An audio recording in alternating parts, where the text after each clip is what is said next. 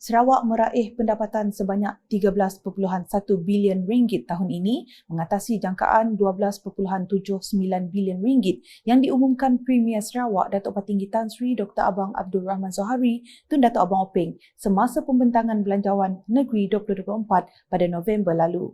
Menurut Datuk Patinggi Abang Zohari, hasil sebenar pendapatan Sarawak sehingga Disember 2023 adalah 13.1 bilion ringgit. I quoted the figure as 12.7 billion as of November, so that one was our estimate. But last week almost closed the account December 2023, and the actual revenue that we got in 2023, the whole of 23, is 13 billion, slightly over 13 billion, I think 13.1. Because we have some dividend coming in December. So Beliau berkata demikian ketika ditemui media selepas menghadiri rumah terbuka Christmas Bishop Kuching di Dewan Parish Cathedral St. Thomas pada Isnin. Jelasnya lagi, dengan penambahan pendapatan Sarawak sebanyak 13.1 bilion ringgit ini juga menyumbang kepada penambahan peruntukan sebanyak 10 juta ringgit kepada unit hal ehwal agama-agama lain Unifor, menjadikan keseluruhan geran Unifor 2024 sebanyak 110 juta ringgit.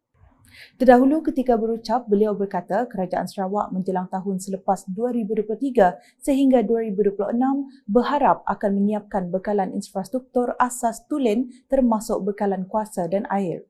this is because we plan our economic development thoroughly, and once we have stability, the leaders can focus on what to do. To people, urban as well as rural.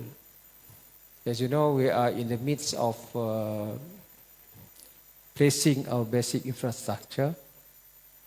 That is the road connectivity, bridges, water supply, and power, which is really needed by people in rural areas. Dalam majlis tersebut, Datuk Patinggi Tan Sri Abang Zohari turut menyempurnakan simbolik penyerahan bantuan daripada Diosis Kuching kepada 5 persatuan yang masing-masing berjumlah RM7,000. Antara persatuan tersebut ialah Persatuan Autistik Kuching, Sarawak Women for Women Society, Sarawak Society for the Blind, the Society for Kuching Urban Poor dan Society for Cancer Advocate and Awareness Kuching. Turut hadir Isteri Premier Sarawak Puan Sri Dato' Amar Jumani Tun Tuanku Bujang, Timbalan Menteri di Jabatan Premier Sarawak Undang-Undang, Perjanjian Malaysia MA63 dan Perhubungan Negeri Persekutuan Datuk Sharifah Hasidah Said Aman Ghazali, Timbalan Menteri Pelancongan Industri Kreatif dan Seni Persembahan Sarawak, Industri Kreatif dan Seni Persembahan Datuk Snowden Lawan serta Isteri Datin Melinda Claudia, Pemangku Setiausaha Kerajaan Sarawak Datu Dr. Muhammad Abdullah Zaidil dan Bishop Kuching Right Reverend Datuk Daniel Jude.